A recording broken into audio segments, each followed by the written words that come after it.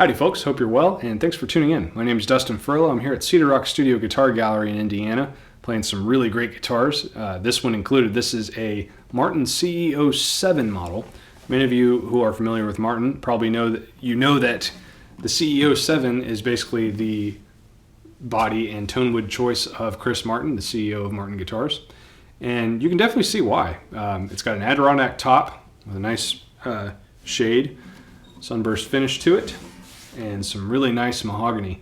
Adirondack and Mahogany is like a tried and true tone wood combo for smaller bodies. I really love how it kind of adds like this extra bit of mojo to it, because with a smaller guitar you can kind of lose a bit of forward projection. So Adirondack kind of gives you that energy and that like stamina back to your tone, so you can give it a little bit more horsepower with your right hand and kind of round out what the typical limits of a smaller body guitar. So this is like a 00 size guitar, about 14.5 or 14 3/4 across the lower bout.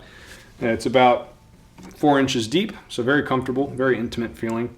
It's got a 25 inch, 24.9 technically scale length, so what many would call short scale. It's actually my preferred scale, and I go down to C and G quite often. You just have to not play as hard. But it's very rewarding for the left hand because you can do bends and wider chord shapes with much more ease and less strain. So that's my spiel about shorter scale lengths. Love it. It's got an ebony bridge with a bone saddle and bone pins, ebony fingerboard. It's got some nice gold Waverleys, which are probably an upgrade, and pearloid tuners give it that nice golden arrow look. Ebony head veneer with the nice Martin script logo, square headstock, and it's got a nice like soft V to it. Nothing crazy, nothing that's gonna like dig into your hand or your thumb, but feels really nice, just a soft modified V. It's got a 2 1/4 bridge spacing and 1 3/4 nut, so very standard there. But yeah, it's a wonderful little guitar, very snappy. It's got some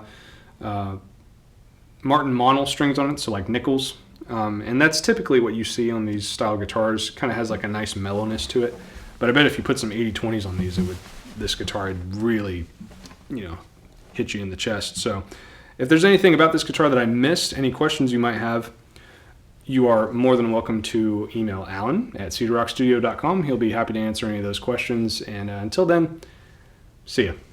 Thanks for watching, and cheers.